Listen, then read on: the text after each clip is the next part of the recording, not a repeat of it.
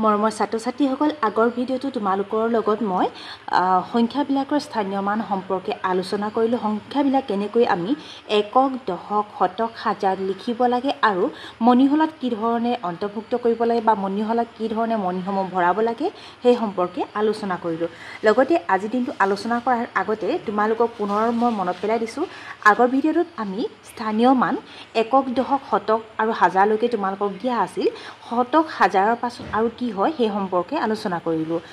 আমি আলোচনা কৰিলোঁ স্থানীয় মান একক, দশক, শতক, হাজাৰ, অযুত, লাখ, নিযুত, কোটি। আৰু এই সংখ্যাবিলাক যেতিয়া আমি বহাওঁ তেতিয়া কি ধৰণে পঢ়া হয় সেয়া আমি আলোচনা কৰিলোঁ। এককৰ ঘৰত 4 আছে, দশকৰ ঘৰত 1 আছে, শতকৰ ঘৰত 3 আছে। এই দহলৈকে আমাৰ ঠিকে আছিলে, 314 তেনেকৈ আমি পঢ়িব পাৰিম। হাজাৰৰ ঘৰত যদি 2 থাকে তেতিয়া আমি 2314 পঢ়িব পাৰিম। অযুত ঘৰত যদি এটা সংখ্যা থাকে, এই সংখ্যাটো যদি আমি চাওঁ, ইয়াক আমি এক অযুত ক'ব পাৰোঁ, এক অযুত বুলি ক'ব পাৰোঁ। কিন্তু আমি যদিও লিখিতভাৱে এক অযুত লিখিব পাৰিম, যেতিয়া আমি এই সংখ্যাটো পঢ়িম তেতিয়া কিন্তু অযুত আৰু হাজাৰ দুইটা ঘৰৰ লগ কৰিহে পঢ়িম, অৰ্থাৎ তেতিয়া আমাৰ হ'ব 12314। তাৰ পাছত লাখৰ ঘৰত যেতিয়া আহিম তেতিয়া আহিব লাখটো আমি অকলেই পঢ়িব পাৰিম, অৰ্থাৎ লাখৰ ঘৰত 5 আছে, গতিকে 5 লাখ 12314 এনেকৈ পঢ়িব পাৰিম। ঠিক সেইদৰে নিযুতৰ ঘৰত 3 আছে, আমি 3 বা 3 নিযুত এই ধৰণে আমি লিখিব পাৰিম। কিন্তু যেতিয়া আমি নিযুতৰ ঘৰৰ এই অংকটো পঢ়িম তেতিয়া 35 যিহেতু আছে, লাখৰ ঘৰলৈকে আছে, লাখৰ ঘৰৰ সংখ্যাটোৰ লগত 1 কৰি 35,12,314 তেনেকৈ আমি পঢ়িম। আৰু কোটি ঘৰত 1 আছে, এই 1টো আমি কোটি ঘৰত 1 কোটি তেনেকৈ পঢ়িব পাৰোঁ। ইয়াৰ পাছতে আমি পাঠ্যপুথিত কি ধৰণে আমাক সমস্যাবিলাক দিয়া হৈছে সেই সন্দৰ্ভত আলোচনা কৰিম। ইয়াৰ পাছত আমাৰ আলোচনা কৰিব লগা প্ৰশ্ন আছিল এই প্ৰশ্নটো, একক, দশক, শতক, হাজাৰ আৰু এটা খালী ঘৰ দিয়া হৈছে। আমি ইতিমধ্যে আলোচনা কৰিলোঁ একক, দশক, শতক, হাজাৰ, হাজাৰৰ পাছত হয় অযুত, গতিকে এই ঘৰটোত হ'ব অযুত, অ আখৰটো তোমালোকে লিখিব লাগিব। ঠিক তেনেধৰণে তলত তোমালোকক এটা সংখ্যা দিয়া হৈছে 10,000, 4,000, 1 শতক, 3 দশক, 2 একক। এই সংখ্যাটো যেতিয়া যোগ কৰা হ'ব 10,000, 4,000, 130 আৰু 2, এইকেইটা সংখ্যা যোগ কৰিলে হ'ব 14,132, যিটো তোমালোকক ইয়াত আখৰেও লিখি দিয়া হৈছে 14,132। আৰু ইয়াত তোমালোকক জানি ল'বলৈ কৈছে 1, 10, 1000 অযুত, তাৰমানে এই 10,000ক আমি 1 অযুত বুলি ক'ব পাৰোঁ, অৰ্থাৎ আমাৰ 1 অযুত বুলি নকৈ আমি কি কওঁ 10,000 অৰ্থাৎ হাজাৰৰ ঘৰৰ লগত যোগ কৰিহে আমি সংখ্যাটো পঢ়োঁ। ইয়াত তোমালোকক কেইটামান কথা দিছে, জানি থওঁ আহা বুলি কৈছে। 4টা বা 5টা অংকযুক্ত সংখ্যা ভাৰতীয় পদ্ধতিৰ মতে লিখোঁতে শতক আৰু হাজাৰৰ স্থানৰ মাজত কমা এটা দি লিখা হয়, যেনে 14,132, 18,257, 93,452 ইত্যাদি। অৰ্থাৎ ইয়াত কি কৈছে, শতক আৰু হাজাৰৰ ঘৰত কমাই দিয়া হয়। আমি গম পালোঁ যে 1, 10, শতক আৰু হাজাৰ, এই শতক আৰু হাজাৰৰ ঘৰত কমা দি সংখ্যাটো লিখা হয়। পঢ়োঁতে আমি পঢ়িম 14,132, তাৰমানে ইয়াক আমি 14,132 এই সংখ্যাটো পঢ়িম 14,132। ঠিক সেইদৰে এই সংখ্যাটোক আমি পঢ়িম 18,257, এই সংখ্যাটোক আমি পঢ়িম 93,452। মানে 1, 10, আৰু হাজাৰ, শতক আৰু হাজাৰৰ ঘৰত কমা দিয়া হয়, এই মাজত আমি কমা বহাব লাগে। লগতে তোমালোকক আৰু এটা সংখ্যা দিয়া হৈছে 999, এই 999 এই সংখ্যাটোক বহলাই লিখিবলৈ দিয়া হৈছে। 999 সংখ্যাটোক যদি আমি বহলাই লিখোঁ, এককৰ ঘৰত 9 আছে গম পাইছোঁ, 9, 10 আছে, গতিকে 9, 10, 90 হয়, আৰু 900 আছে, গতিকে ইয়াত 900 লিখিব লাগিব। অৰ্থাৎ আমি যদি এই সংখ্যাটো বহলাই লিখোঁ 900 যোগ 90 যোগ 9, এনেকৈ আমি ভাঙি লিখিব লাগিব। ইয়াৰ পাছত তোমালোকক অভ্যাস কৰিবৰ কাৰণে কেইটামান সংখ্যা দি দিছে। প্ৰথমতে আছে 114টা, ইয়াক যদি আমি কমা দি লিখোঁ তেতিয়া কেনেধৰণে আমি লিখিব লাগিব। কমা দি লিখিবৰ কাৰণে হ'ব এক এক চাৰিটা যদি থাকে আমি তেন্তে পঢ়িম একক দশক শতক হাজাৰ আমাক কোৱা হৈছে যে শতকৰ ঘৰটো এইটো হৈছে আমাৰ শতকৰ ঘৰ আৰু এইটো হৈছে হাজাৰৰ ঘৰ শতক আৰু হাজাৰৰ ঘৰৰ মাজত কমা বহাই গৈছে তেতিয়া আমাৰ এই সংখ্যাটো হ'ব একক দশক শতক কমা দি হাজাৰ ঘৰ তাৰমানে 1,111,111 এই ধৰণে আমি এই সংখ্যাটো লিখিম ইয়াৰ পাছত এই সংখ্যাটোকে তোমালোকক কৈছে বহলাই লিখা বিস্তৃত ৰূপত লিখিব দিছে আগত আমি যেনেকৈ 999 টো বহলাই লিখিলো ঠিক সেই ধৰণে এই সংখ্যাটো বহলাই লিখিব দিছে বহলাই লিখিবলৈ হলে আমি তেতিয়া এই সংখ্যাটো কেনেকৈ লিখিব লাগিব প্ৰথমতে আমি দেখিছো এককৰ ঘৰত এটা এক আছে অৰ্থাৎ এককৰ ঘৰত এটা এক আছে দশকৰ ঘৰত যদি চাও 1 10 1 11 আছিল 1 10 অৰ্থাৎ এটা 10 আছে খ ঘৰত যদি চাও 100 আছে এটা খ আছে আৰু হাজাৰৰ ঘৰত যদি চাও এটাহে হাজাৰ আছে 1 10 খ হাজাৰ তাৰ মানে আমি যেতিয়া বহলাই লিখিম তেতিয়া হ'ব 1000 + 100 + 10 + 1 আকৌ যদি আমি এই সংখ্যাটো আমাৰ পতা শুদ্ধ হৈছে নে নাই হোৱা হেতু চাব লগা হয় তেতিয়া আমি চাব পাৰিম 1000 লগত যদি এই সংখ্যা কেইটা যদি আমি যোগ কৰি দিও তেতিয়া আমি এই সংখ্যাটো পাইছো নে নাই পোৱা যোগ কৰিলে দেখিম 0 লগত 1 যোগ হ'লে 1 হ'ল আকৌ 1 হ'ব তাৰ পাছতো 0 আৰু 1 যোগ কৰিলে 1 হ'ব আৰু শেষতো 1 হ'ব তেন্তে আমি দেখিলো যে এই সংখ্যাটো আৰু এই সংখ্যাটো মিলিছে আমাৰ অংকটো শুদ্ধ হৈছে এনেকৈ তোমালোকে বহলাই লিখা এই অংকবিলাক কৰিব পাৰিবা ইয়াৰ পাছৰ সংখ্যাটো আছে 2450 2450 এই সংখ্যাটোক আমি 2450 এই সংখ্যাটো যদি লিখিব লগা হয় আমাৰ কমা বহিব একক দশক শতক হাজাৰ শতক আৰু হাজাৰৰ মাজৰ ইয়াত আমাৰ কমা বহিব আৰু যেতিয়া বহলাই লিখিব লাগিব তেতিয়া আমি লিখিম 2000 2 একক দশক শতক হাজাৰ 2000 যোগ কিমান খ আছে 400 400 খ আছে 400 আৰু 510 0 ঠিক আছে 510 আছে আৰু একক ঘৰত আমি 0 লিখিম অৰ্থাৎ একক স্থানত একোই না 0 আছে 510 50 ইয়াতে সংখ্যাটো শেষ হৈছে গতিকে আমি ইয়াতে এইটো সামৰণি মাৰিম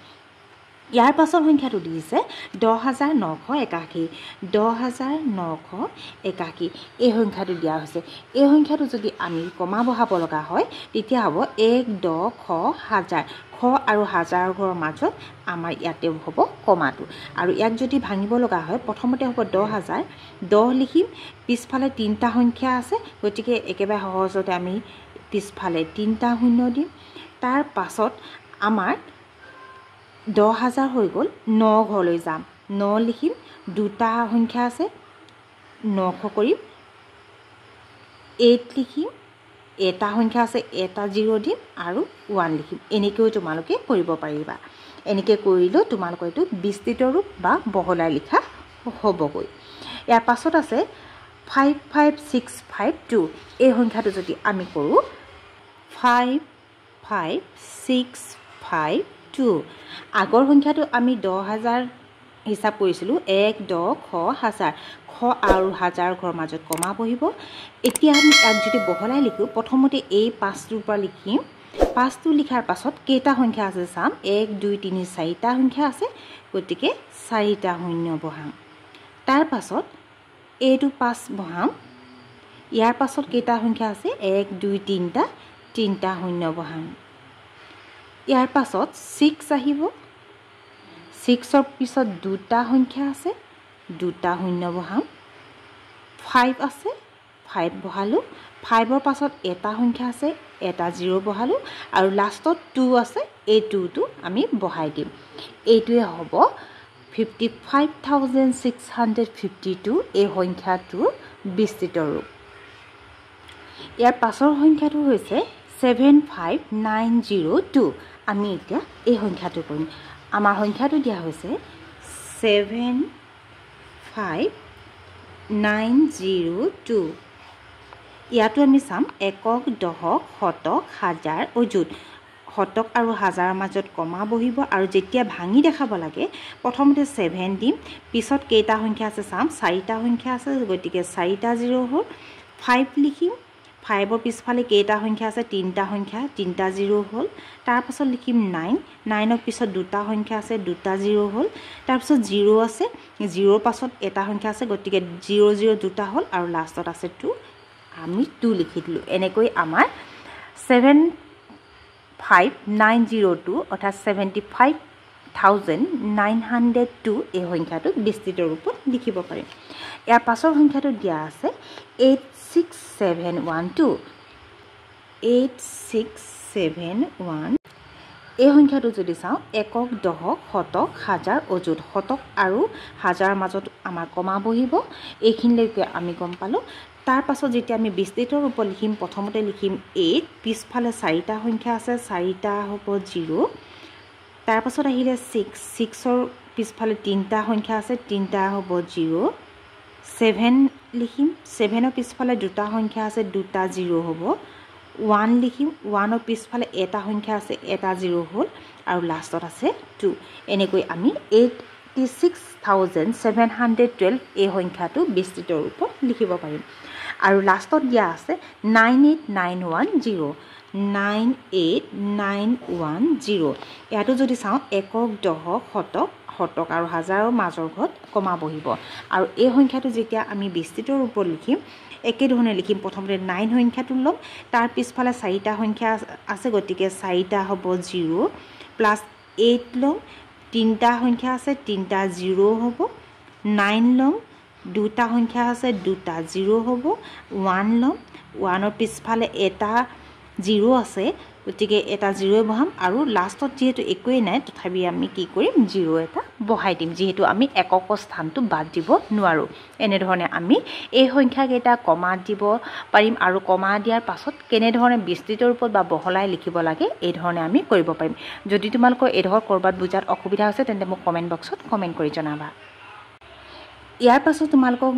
নিজে কৰিবৰ কাৰণে কেইটামান কাম দিয়া হৈছে ইয়াত কৈছে 5টা অংকৰে গঠিত একোটা সংখ্যা ভাবা আৰু নিজৰ বহীত বিস্তৃত ৰূপত লিখি প্ৰকাশ কৰিবলৈ চেষ্টা কৰা তোমালোকে নিজৰ মনলৈ অহা যিকোনো 5টা অংকৰে থকা সংখ্যা ভাবিবা আৰু সংখ্যাটো প্ৰথমে ইয়াত লিখিবা যি ধৰণে তোমালোকক এই সংখ্যাবোৰ দিয়া হৈছে 1 2 3 4 5 ইয়াতো যেহেতু 5টা আছিলে ঠিক তেনেধৰণে তোমালোকে 5টা অংক থকা সংখ্যা একোটা লিখিবা আৰু সেই সংখ্যাকেইটা ইয়াত যি ধৰণে মই তোমালোকক বুজাই দিলোঁ ঠিক সেই ধৰণে তোমালোকে সংখ্যাকেইটা বিস্তৃত ৰূপত লিখিবা আৰু সেই উত্তৰকেইটা কেনে হৈছে মোক কমেণ্ট বক্সত লিখি জনাব পাৰিবা নতুবা তোমালোকৰ বিদ্যালয়ৰ ছাৰ বাইদেউক দেখুৱাবা আমি এইবাৰ আহিছোঁ সংক্ষিপ্ত ৰূপলৈ বিস্তৃত ৰূপত বহলাই লিখিবলৈ আছিল আৰু সংক্ষিপ্ত ৰূপত আমি চমুৱাই দিব লাগে এতিয়া প্ৰথমতে দিয়া হৈছে 800 প্লাছ 80 প্লাছ 9 এই সংখ্যাটো যেতিয়া আমি বিস্তৃত ৰূপৰ পৰা সংক্ষিপ্ত ৰূপত লিখিম 800 যদি হয় 80 আৰু যদি 9 হয় তেতিয়া আমি গম পাম শ ঘৰত আছে 8 দশক ঘৰত আছে 8 আৰু একক ঘৰত আছে 8 আৰু যদি আমি এই সংখ্যাকেইটা যোগ কৰোঁ তেতিয়া হয় 889 এই সংখ্যাকেইটা আমি যেতিয়া থিয়কৈ অংক পাতি দিওঁ তেতিয়া আমি এনেকৈ কৰিম কিন্তু যেহেতু তোমালোকক ইয়াত পথালিকেও কৰিব দিয়া আছে তেতিয়া তোমালোকে কেনেকৈ কৰিবা 800 প্লাছ 80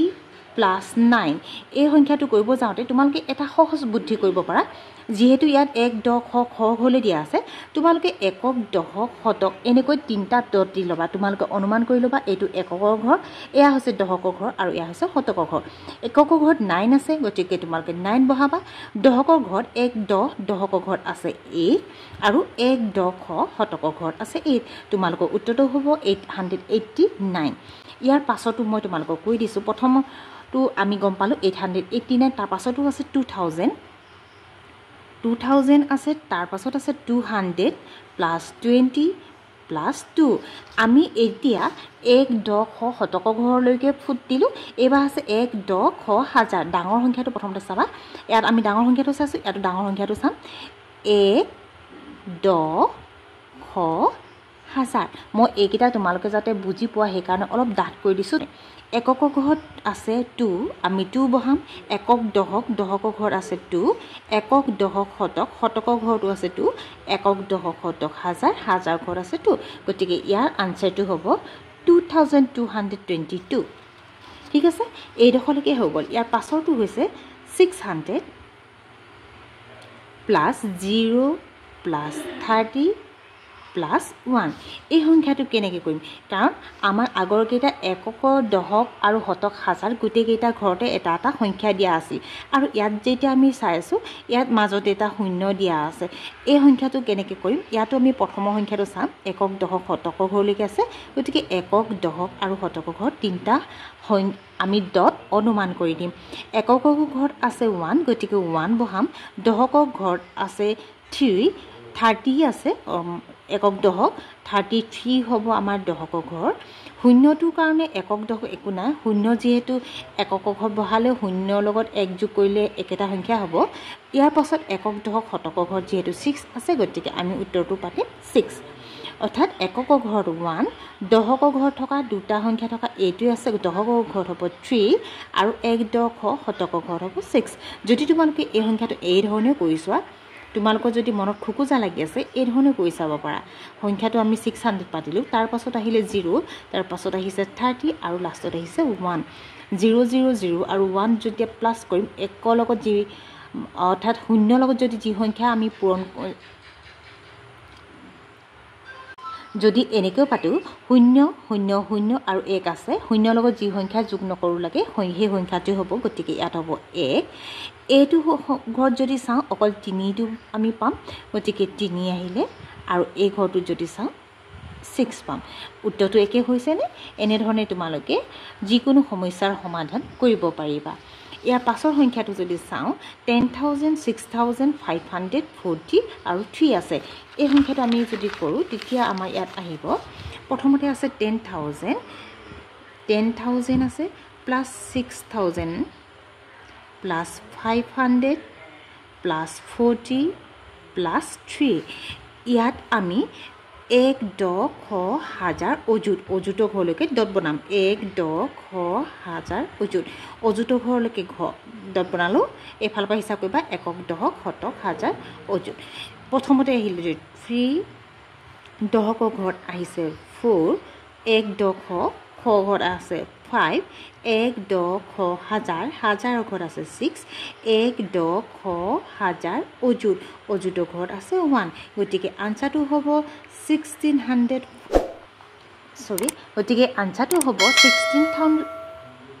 গতিকে আনসাৰটো হ'ব 16543 বা 16543 ইয়াৰ পাছত ই নাম্বাৰটো দিয়া আছে 30000 ই নাম্বাৰ দিয়া আছে 30000 0067 ইয়াতো আমি 1 দশ হাজাৰ অযুত ঘৰলৈকে বনাম দশ হাজাৰ অযুত 7 আছে 7 বহাম তাৰ পাছত দশকৰ ঘৰ 6 আছে শতকৰ ঘৰটো নাই আৰু হাজাৰৰ ঘৰটো নাই আমি দেখিলোঁ 1 দশ হাজাৰ অযুত ঘৰ আছে তেন্তে 1 দশ হাজাৰ অযুত ঘৰ 3 আছে আৰু মাজত যি দুঘৰত একো সংখ্যা নবহালো ইয়াত আমি কি আছে বুলি জানিম শূন্য আছে বা 0 আছে বুলি গম পাম একক ঘৰত 7 আছিলে 7 বহালো দশকৰ ঘৰত 6 আছিলে শতক আৰু হাজাৰ ঘৰত আমি কোনো ধৰণৰ সংখ্যা নেদেখিলো তাৰ পাছত দেখিলো যে 1 দশ হাজাৰ অযুত ঘৰত 3 আছে 3 বহালো আৰু যেতিয়া মাজৰ কি ঘৰত একো নাই মানে শূন্য হয় গতিকে আমি শূন্য বহালো এইটো হ'ব 30067 অৰ্থাৎ 30067 এনে ধৰণে তোমালোকে বিস্তৃত ৰূপৰ পৰা সংক্ষিপ্ত ৰূপত লিখিব পাৰিবা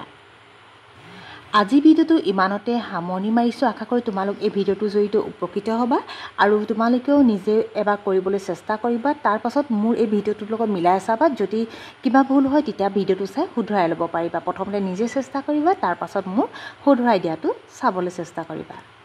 আজি ভিডিওটো তেন্তে ইমানতে সামৰণি মাৰিছো ধন্যবাদ